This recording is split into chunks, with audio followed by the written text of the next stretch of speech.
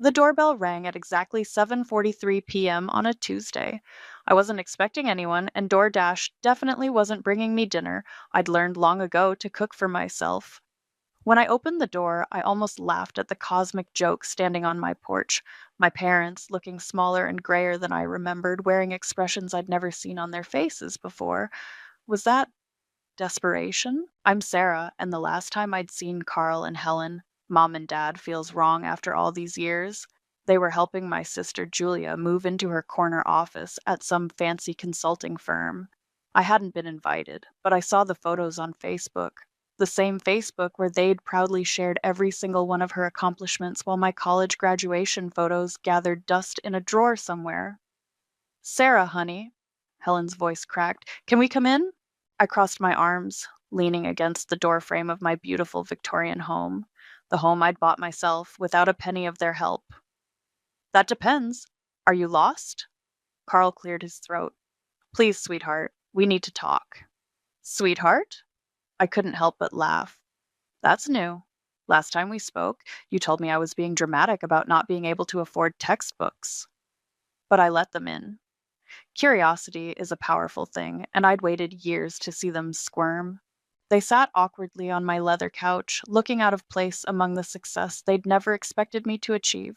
Helen's eyes darted around the room, probably calculating the cost of everything she saw. Beautiful home, she managed. Thanks. Turns out working 3 jobs through college taught me a lot about managing money. The barb landed. Carl flinched. About college, he started. Oh, you mean when you drained my college fund to send Julia to Harvard Business School? I kept my voice light, casual. Water under the bridge. I mean, it's not like I had to eat ramen for 2 years straight or anything, or work night shifts at that sketchy diner, or take out loans I just finished paying off last year. We made mistakes, Helen whispered. Did you? Because I remember you being pretty confident about your choices at the time. What was it you said, Dad? Julia's education is an investment in the family's future? The silence stretched between us like a rubber band about to snap. We're here because, Carl's voice faltered, because Julia's perfect life isn't so perfect anymore? I finished for him.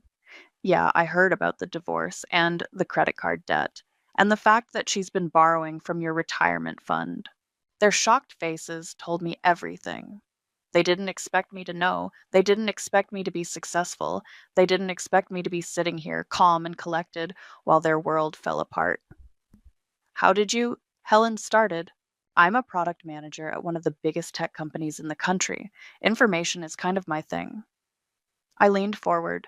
Just like I know you're facing foreclosure on the house where you raised your golden child while treating me like an afterthought. The doorbell rang again. This time, I knew exactly who it was. Come in, I called out. Julia burst through the door, designer handbag swinging wildly. Mom, Dad, why are you here? I told you I'd handle it. Handle what exactly? I asked, though I already knew. The mess you made? The money you burned through? Or were you planning to manipulate them into selling their house to cover your mistakes? Again? You don't understand, Julia snapped. Some of us had real careers to maintain, real responsibilities. Right, because working my way through college while you partied at Harvard was me being irresponsible. We're losing everything. Helen interrupted, tears streaming down her face. The house, our savings. Sarah, please, you're our only hope. I stood up slowly, smoothing down my silk blouse, the one I'd bought myself, like everything else in my life. That's funny, I said quietly. I remember saying those exact words to you 12 years ago, when I was begging you not to take my college fund, when I needed my parents. Remember what you said then? They didn't answer. They didn't have to. You said, you'll figure it out. And you know what? I did. I walked to my front door and opened it. So here's what's going to happen. You're all going to leave right now, but tomorrow night we're having dinner, all of us, and I'll bring papers. Papers? Carl asked. I smiled, and for the first time in my life, I saw fear in my father's eyes. Yes, papers. Because if you want my help, it's going to cost you, and I'm not talking about money. I spent the next morning in my home office, typing furiously while my best friend Simone paced behind me. You're really going to make them sign all this? She peered over my shoulder at the document I was drafting, every single word. I hit print and watched the pages stack up. They want my help. These are my terms. Girl, this is delicious. Simone picked up the first page, but what if they refuse? Then they lose everything. I shrugged, just like they were willing to let me lose everything. My phone buzzed. It was Lionel, my business partner. The restaurant's confirmed for 7. Private room, like you asked. Perfect. You're still coming, right? Wouldn't miss it. Someone needs to keep you from committing murder. I laughed, but part of me knew he wasn't entirely joking. The restaurant was upscale enough to make my parents uncomfortable, but not so fancy that they could accuse me of showing off. I arrived early with Leonel and Simone, the stack of papers tucked safely in my bag. Helen and Carl arrived first, looking like they'd aged another decade overnight. Julia swept in 10 minutes late, wearing clothes that probably cost more than their monthly mortgage payment. Really, Sarah? She gestured at Leonel and Simone. You needed to bring backup? They're here as witnesses, I said calmly, pouring myself a glass of wine. And moral support. Witnesses to what? Carl's voice was sharp with anxiety. To the truth, all of it. I pulled out the papers. But first, let's order. I'm starving. The waiter came and went. Small talk died a painful death. Finally, Helen cracked. Sarah, please, we're your family. Are we? I set down my fork. Because family doesn't steal from each other. Family doesn't play favorites. Family doesn't. Oh, here we go again, Julia interrupted. Poor Sarah, always the victim. Leonel's hand tightened on his water glass. Careful, he warned. No, let her talk, I said. Tell us, Julia. Tell us how much money you've borrowed from Mom and Dad in the last 5 years. She paled. That's none of your business. Wrong. It became my business when they showed up at my door asking for help. I pulled out my phone. Should I read the numbers? Because I have them. All of them. How dare you? $50,000 for your down payment, $30,000 for your wedding, $125,000 for your business venture that failed spectacularly. And let's not forget the credit cards you opened in Mom's name. Helen gasped. Carl's face went red. Julia, he whispered, tell me that's not true. They offered to help. Julia's voice rose hysterically. They wanted to. Like they wanted to help me? I pulled out another document.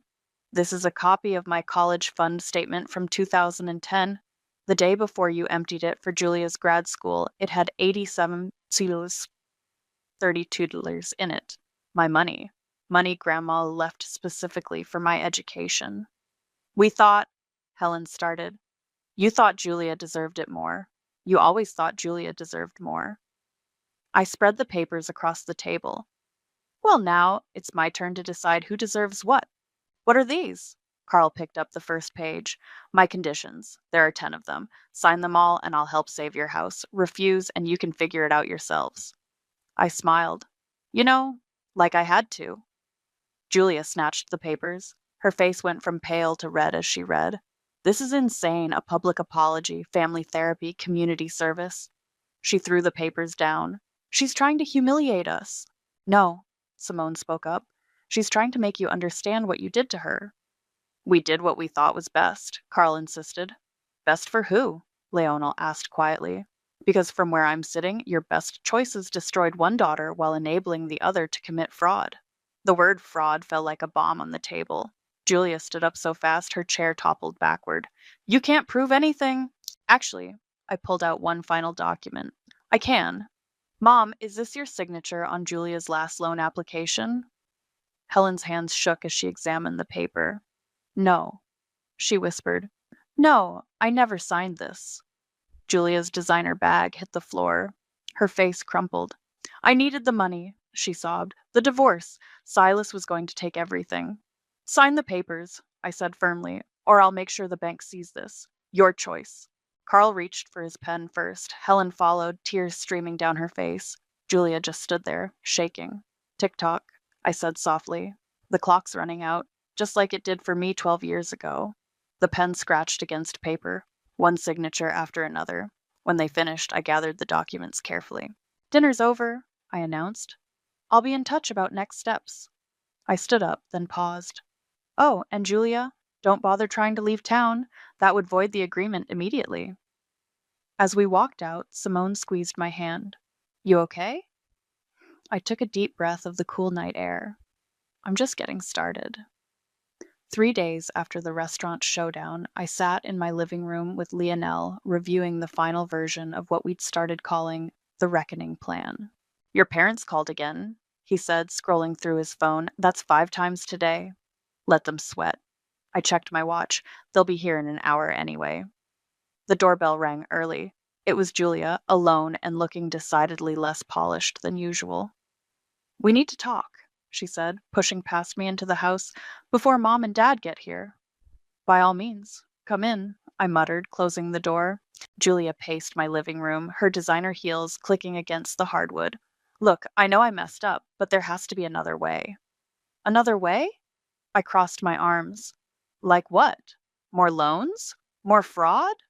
I can pay it back. She ran her hands through her hair. I just need time. Time?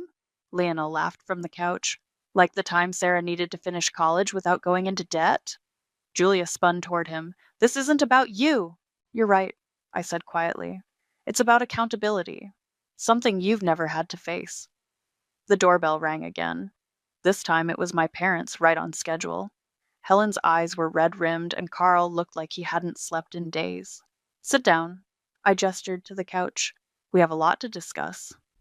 Before we start, Carl cleared his throat. We want you to know we've been thinking about everything you said. Really? I pulled out a folder. Then let's test that. Mom, do you remember what you said when I called you crying about not being able to afford my textbooks? Helen shifted uncomfortably. Sarah, that was so long ago. You said, maybe you should have studied harder for scholarships like your sister. I was working 30 hours a week and maintaining a 3.8 GPA. I didn't mean, Dad, what about when I got that internship at the tech company, the one that led to my current job? I turned to him. What did you say? Carl looked at the floor. I don't recall. You said it was cute that I was playing with computers while Julia was doing real business. I opened the folder. I kept every email, every text, every dismissive comment. Want to read them? This is ridiculous, Julia snapped. We get it. You're bitter. Bitter? Lionel stood up. Your sister built herself from nothing while you were stealing from your own parents, and you have the audacity to call her bitter? I didn't steal. Show them, I cut in. Show them your bank statements from the last 5 years. Show them where the money went. Julia's face crumpled. I can't. Because you spent it all on designer clothes, luxury vacations, that sports car you totaled. Stop it, Helen cried. Please just tell us what you want. I pulled out the first document. Condition 1, you will write a detailed account of everything you did, every penny you took from my college fund, every opportunity you gave Julia while denying me, every time you chose her over me. You will email this to our entire extended family. That's humiliating, Carl protested. Yes, I agreed. It is. Condition 2, Julia will confess to the loan fraud. In writing, I'll keep it as insurance. Julia started to object, but I held up my hand. Condition 3, you will all attend family therapy. Together. For at least 6 months. And if we do all this, Helen whispered, you'll help save the house? No. I smiled. If you do all this, I'll consider letting you rent the house from me. The room went silent. What do you mean? Rent from you? Carl's voice shook. I bought it. I pulled out the paperwork. At the foreclosure auction last week. As of yesterday, I own the house you raised your perfect daughter in. Ironic, isn't it? Julia launched herself off the couch. You evil bit! Lionel stepped between us. Careful! Assault would void the agreement immediately. Why are you doing this? Helen sobbed. We're your family. Family? I laughed. Family doesn't make their child work at a dangerous diner until 3 a.m. to afford basic necessities. Family doesn't mock their child's career choices while funding another's shopping addiction. Family doesn't destroy one child's future to prop up another's facade. I stood up, gathering my documents. You have 24 hours to decide. Sign the papers, follow my conditions, and you can stay in the house as my tenants. Refuse, and you can all figure out where to live next week. You wouldn't, Julia whispered. Try me. I walked to the door and opened it. Oh, and Julia, I've already spoken to Silas. He's very interested in testifying about your financial activities during the divorce, just in case you're thinking of running. They filed out silently. Broken. As I closed the door, Lionel put his hand on my shoulder. You okay? I took a deep breath. I've never been better. The next morning, my phone buzzed with a text from an unknown number. It was Silas, Julia's ex husband.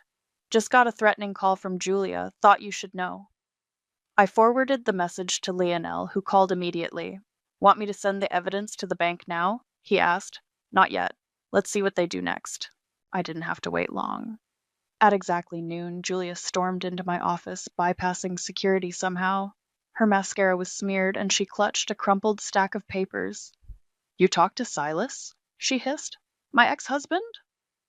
I didn't look up from my computer. You should have knocked. He's going to tell them everything, the credit cards, the gambling, the offshore account. I finished, finally meeting her eyes. Yeah, he mentioned that. She collapsed into the chair across from my desk. How did you find out? I'm good at what I do, Julia. Really good, something you and Dad never bothered to notice. I closed my laptop. Did you bring the signed papers? She threw them on my desk. Mom and Dad signed. I won't. Then I guess you better start packing. You don't understand. She leaned forward, desperate. I'll lose everything. My reputation, my friends. Like I lost my chance at a normal college experience? I stood up. Security's on their way. You can either sign now or explain to them why you're trespassing. The door opened and two security guards appeared. Julia's hand shook as she grabbed a pen. I hate you, she whispered, signing each page. No, I replied calmly. You hate that you're finally facing consequences. After she left, Simone came by with lunch. Your sister just ran past me crying. Good meeting? She signed. I showed her the papers. They all did. So what's next? Before I could answer, my phone rang. It was Helen. We need to meet, she said. All of us, one last time. We gathered at my house that evening. Carl and Helen sat stiffly on the couch while Julia huddled in an armchair. Leonel and Simone flanked me like bodyguards. We've signed everything, Carl said. What more do you want? Honesty. I pulled out an old letter. Like about this, Mom. Want to read it out loud? Helen's face went white. Where did you get that? Found it in Julia's room while helping her pack for college, the one you paid for. I unfolded the paper. Should I read it instead?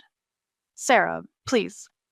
Dearest Julia, I began. I know you're worried about your sister's attitude lately, but remember, she was our backup plan. We only had her because the doctors said you might not be able to have children. You're our real miracle. The room went deadly quiet. I was 13 when I found this, I continued. 13 when I learned I was just an insurance policy. It wasn't like that, Helen sobbed. Really? Because that explains a lot. Why you always chose her, why my accomplishments never mattered, why you could steal my future without a second thought. We made mistakes, Carl started. Mistakes? Simone cut in. You emotionally abused your daughter for years. That's not a mistake. That's a choice. And now you're facing the consequences of those choices, Lionel added. I pulled out one final document. This is the rental agreement for the house. $3,000 a month, utilities not included. Take it or leave it. That's more than our mortgage was, Julia protested. Market rate, I shrugged, plus a small fee for emotional damages. You can't be serious, Carl stood up. We're your parents. No, I said quietly. You're my tenants, and you're late with your first payment. Julia launched herself at me, but Lionel caught her arm. Remember the assault clause, he warned. You have until Friday to pay, I continued as if nothing had happened. And Julia, the guest house is not included in the lease. Find your own place. Where am I supposed to go? She cried. You'll figure it out, I echoed their words from years ago. Now get out, all of you. They left one by one, Helen crying, Carl silent, Julia shaking with rage. When the door closed, Simone hugged me. You did it, she whispered. Not yet. I looked at the stack of papers on my coffee table. This is just the beginning. What do you mean? Lionel asked. I picked up my phone, showing them an email from Silas. Turns out Julia's been hiding more than just credit card debt, and tomorrow everyone's going to know exactly what kind of person she really is. Sarah, Lionel warned, be careful. Revenge can consume you. This isn't revenge, I said, typing a response to Silas. This is justice, and it's long overdue. The email from Silas contained exactly what I needed: bank statements, hidden accounts, and a trail of financial destruction that would destroy Julia's carefully crafted image. But before I could use it, she showed up at my door at midnight, mascara streaked down her face. You won, she slurred, clearly drunk. Happy now? I should have closed the door. Instead, I let her in. You're drunk, I stated flatly. Call an Uber. Did you know, she stumbled to my couch, that Dad always said you were the smart one? Sarah's so responsible, he'd say. Sarah never needs help. She laughed bitterly. That's why they helped me instead, because you could handle everything yourself. That's not help, Julia. That's neglect. Oh, please. She stood up, swaying. You got everything you wanted anyway. Look at this house. Look at your perfect life. I got nothing from them, I snapped. Everything I have, I earned. While you were partying at Harvard on my college fund, I was working midnight shifts at that disgusting diner. While you were charging designer clothes to mom's credit cards, I was eating ramen and selling my textbooks to pay rent. At least you're strong, she screamed. They made me weak. They gave me everything, and now I can't survive without them. The truth of her words hung in the air between us. That's not my fault, I said quietly. No? She stepped closer. Then why are you punishing me along with them? Because you knew. I met her eyes.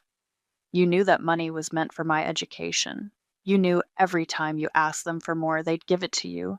You knew what you were taking from me, and you didn't care. I was their miracle baby, she whispered. Their perfect daughter. And now you're neither. I pulled out my phone. Silas sent me everything, Julia. The gambling debts, the secret credit cards, the money you stole from his company before the divorce. She lunged for my phone. I stepped back, and she stumbled, catching herself on the wall. You can't tell them, she begged. Please, they'll never forgive me. Like they never forgave me for not being you. I'll do anything, she was crying now. I'll get help. I'll pay everyone back. With what money? The trust fund you burned through? The savings you stole from mom and dad? She slapped me. Hard. The sound echoed through the room. I didn't flinch. Feel better? You're enjoying this, she accused, holding her hand. You love watching us suffer. No. I touched my stinging cheek. I'm just done protecting you. All of you. What do you want from me? She whispered. I want you to feel what I felt. That moment when you realize no one's coming to save you, that horrible, crushing loneliness of knowing your family chose someone else. They didn't choose me, she said softly. They trapped me. Every gift came with expectations. Every investment was another chain. Do you know what Dad said when I wanted to study art instead of business? Julia, darling, we didn't spend all this money for you to waste your potential. For a moment, I almost felt sorry for her. Almost. The difference is you had a choice. You could have said no. You could have stood up for me. Instead, you took everything they offered and asked for more.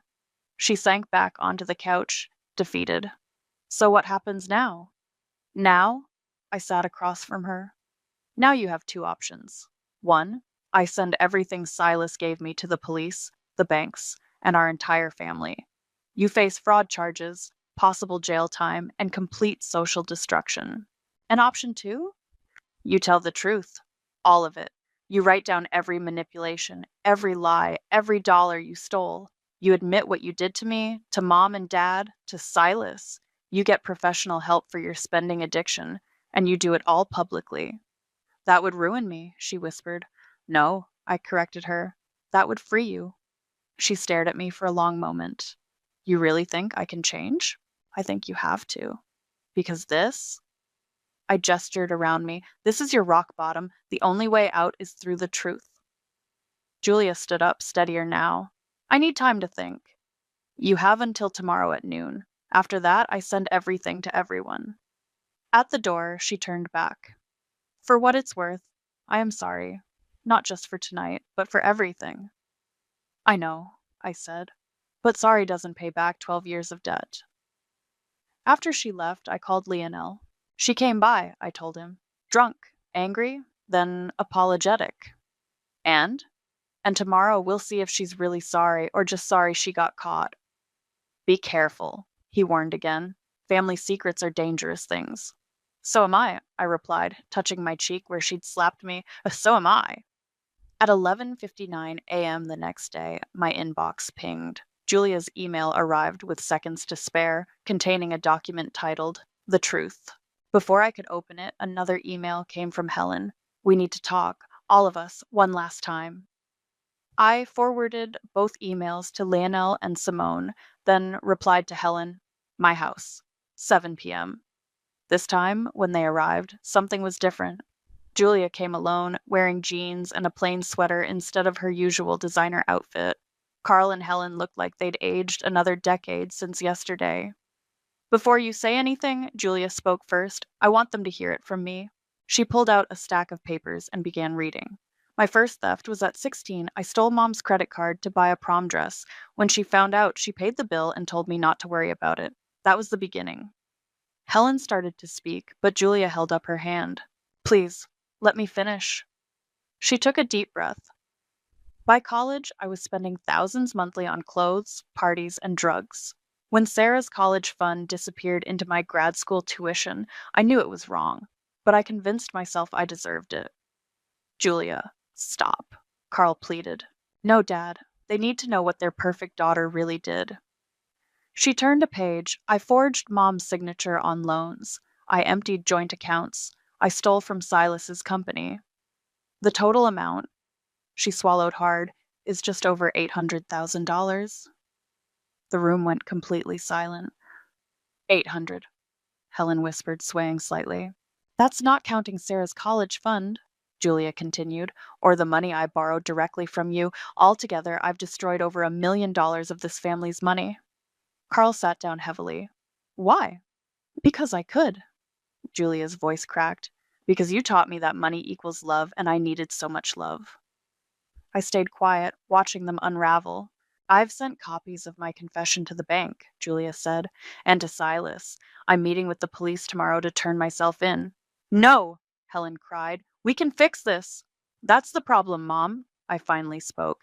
You've been fixing things for Julia her whole life. Look where that got us. Sarah didn't make me do this, Julia added quickly. She gave me a choice. I chose the truth. The truth? Carl laughed bitterly. The truth is, we failed, both of you, in different ways. No, I corrected him. You failed Julia by never setting boundaries. You failed me by setting nothing but boundaries. Leonel, who had been quietly observing, stepped forward. The rental agreement needs to be finalized tonight, and there's one more condition. I pulled out a new document. Family therapy, all of us, once a week. After everything, you still want... Helen trailed off. I want you to understand what you did. Really understand. Not just the money, but the damage. I handed them each a copy. Sign, and you can stay in the house. Don't sign, and you'll need to be out by Friday. Julia spoke up again. I won't be staying. I found a small apartment, and after I deal with the legal issues... She paused. I'm checking into rehab. For shopping addiction and substance abuse. For the first time in years, I felt a flicker of respect for my sister. Good, I said simply. Carl signed first, then Helen. As they stood to leave, Julia handed me one last paper. What's this? I asked. A letter I should have written years ago. Don't read it until I'm gone. After they left, Simone hugged me tight. You okay? I don't know, I admitted. It feels unfinished, Leonel suggested. Real, I corrected. For the first time in my life, everything feels real. I opened Julia's letter, reading it aloud. Dear Sarah, you were right about everything. But you were wrong about one thing. I wasn't their perfect daughter. I was their perfect puppet. You were the strong one, the real one, the one I wished I could be. I'm sorry for every dollar I took, every opportunity I stole, every time I stayed silent when they hurt you. I'm sorry I needed to lose everything to finally tell the truth. Don't forgive me. I haven't earned that. Just know that your little sister finally grew up thanks to you. Julia. Leonel took the letter gently from my hands. What now? I looked around my beautiful home, bought with my own money, filled with my own achievements. Now we see if they can handle the truth as well as they handled the lies. And Julia? Simone asked. Julia made her choice, I said, picking up the therapy schedule. Now she has to live with it, just like I had to live with theirs. The first family therapy session was exactly as awkward as I expected. Dr. Martinez sat calmly in her office while we arranged ourselves like opposing armies, me on one couch, my parents on another, with Julia's empty seat between us like a ghost. Julia couldn't be here, Helen began, because she's in court today. I finished. I know. Silas kept me updated. Did you have to encourage her to turn herself in? Carl's voice was tight with anger. Dr. Martinez leaned forward. Carl, is that what you're most upset about? Julia facing consequences? I'm upset that Sarah used this situation to destroy our family. Your family was already destroyed, I said quietly. I just made you look at the wreckage. Perhaps, Dr. Martinez suggested, we should start with how we got here. Helen pulled out a tissue. We thought we were doing our best. Really? I couldn't help myself. Your best was telling me I didn't deserve college. Your best was watching me work dangerous jobs while funding Julia's shopping addiction. We didn't know about the addiction, Carl protested. But you knew about my suffering. You just didn't care. Dr. Martinez held up her hand. Sarah, tell them directly how that made you feel. I turned to face my parents fully. It made me feel worthless, like I was a backup plan that didn't work out. Helen flinched. That letter, I never meant for you to see it. But you meant what you wrote. The silence was deafening. Yes, she finally whispered. At the time, I did. Carl started to speak, but his phone buzzed. His face went pale as he read the message. Julia got 6 months, he said, plus probation and mandatory rehabilitation. Good, I said firmly. She needs it. How can you be so cold? Helen cried. Dr. Martinez intervened. Is it cold to want accountability? Or is it healthy? I don't understand. Carl shook his head. How did we end up here? Let me help you understand. I pulled out my old diary. This is from the night I found Mom's letter. I was 13. I opened to a marked page and read, Dear Diary, today I learned I'm nobody's miracle. Mom and Dad only had me because they were afraid Julia would die. Everything makes sense now. Why they love her more. Why nothing I do is good enough. I'm just the backup that wasn't needed. Helen was sobbing now. Carl looked like he'd been punched. Sarah, Dr. Martinez said gently, what do you want from your parents now? I want them to feel what I felt. That moment of realizing you're not enough. That your own parents see you as plan B. We see you now, Carl said quietly. No, I corrected him. You see my success, my house, my power over you. You still don't see me. Then help us see, Helen pleaded. I stood up and walked to the window. You want to see me? Fine. Come to my office tomorrow. Watch me work, meet my team, learn what your backup daughter actually does. You'd let us do that? Carl asked. One day, one chance. To see the person you could have been proud of all along. Dr. Martinez made a note. That's an excellent suggestion. Homework for next week. Carl and Helen will spend one workday observing Sarah. Sarah, you'll visit Julia in rehab. What? I spun around. That wasn't part of the deal. Healing goes both ways, she said simply. You've shown them your pain, now show them your strength, and maybe show Julia there's a path forward. As we left the session, Helen tried to hug me. I stepped back. Tomorrow, 9 a.m. sharp, my office. Don't be late. That night, I called Simone. They're coming to the office tomorrow, I told her. Want me to accidentally spill coffee on them? I laughed, then stopped suddenly as tears started flowing. Sarah? Simone's voice softened. What's wrong? I don't know if I can do this, I admitted. Let them in again. See Julia. Keep pushing for whatever this is. It's called healing, babe. And you're already doing it. Am I, though? Or am I just finding new ways to punish them? Why can't it be both? She asked. You're making them face what they did while giving them a chance to do better. That's not punishment, that's growth. I wiped my eyes, looking at the family photo I'd kept hidden in my desk drawer. We were all smiling, but only Julia's smile reached her eyes. Tomorrow, my parents would see the real me, and soon I'd have to face the real Julia. One day at a time, I whispered, putting the photo away. One truth at a time, Simone corrected. I nodded, even though she couldn't see me. Tomorrow would be another battle, but for the first time, it felt like a battle worth fighting. The autumn breeze rustled through the rehab center's garden as I sat across from Julia. She looked different, healthier, but also smaller somehow, without her designer armor. You actually came, she said, fidgeting with her paper cup of coffee. Dr. Martinez insisted. I paused, and maybe she was right. Mom and Dad told me about visiting your office. Dad couldn't stop talking about your presentation to the board. Yeah, well, I shrugged. Turns out their backup plan did okay. Sarah, Julia set down her cup. I saw the college fund paperwork during financial disclosure, the exact amount I took from you. I've been calculating how much it would be worth now, with interest. Why? Because I'm going to pay you back. Every penny. It'll take years, but keep it, I interrupted. Use it for therapy, or rehab, or whatever you need to stay clean. She stared at me. I don't deserve your kindness. This isn't kindness. It's investment in change. Don't waste it. Back at my house that evening, I found my parents waiting on the porch.